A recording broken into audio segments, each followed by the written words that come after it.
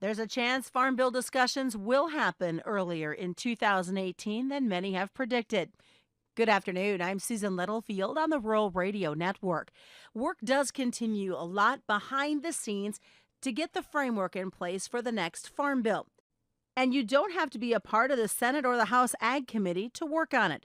A perfect example: Congressman Jeff Fortenberry from Nebraska and Congressman Tim Walz from Minnesota have introduced a bipartisan Beginning Farmer and Rancher Opportunity Act in the House of Representatives. I asked Congressman Fortenberry to talk more about the bill and the work being done to help out those starting out in the industry. Well, sure. First of all, Susan, it's always great to talk to you, and thank you for your interest in this. You're probably very aware that the average age of the principal operator, the farmer, is about 58 years old now, and it just keeps going upward. So we have statistics that show about 100 million acres of land, enough to support about 250,000 farm families. It's going to change hands over the next 5 years. So building upon previous efforts that we undertook in the 2013 Farm Bill, the Beginning Farmer and Rancher Opportunity Act is actually expanding opportunities for beginning farmers and ranchers through a couple of different mechanisms. One is the microloan program. It increases it significantly, almost doubling it, so that there are better loan options for beginning farmers. We also allow for some flexibility in crop insurance, so that when there is no revenue basis, there can be additional flexibility there that should help beginning farmers and ranchers. And then there's a deeper focus on training programs that would help the new farmer get off the ground.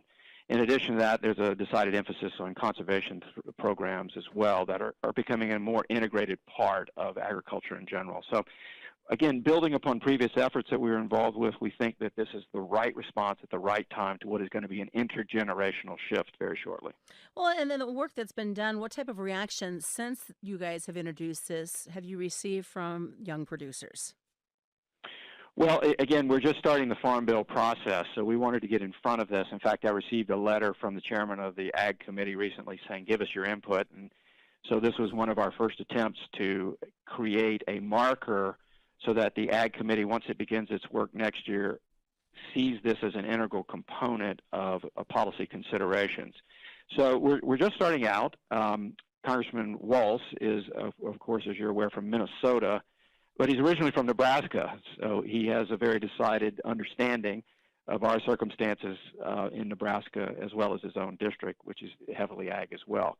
So it's great to team up in this regard in a bipartisan effort, because so much of ag policy does transcend the normal political divides, because it really is not just about feeding ourselves, but feeding the world, and ensuring that we have this continuity of stewardship for our land for the next generation. So I wanted to be an integral part of this at the beginning of the Farm Bill process, again, so that we have a marker laid down and that it's a decided part of the coming debate. Well, Congressman, the work that you guys have done, and I know I'm going to send over the story to you, a recent survey calling it groundbreaking that young farmers and ranchers are really there. They want to work hard to become farmers and ranchers. So it just backs up what you guys are doing in Washington, D.C., and what will be done with the Farm Bill to show there's proof in the pudding that there's folks out there that want to be involved.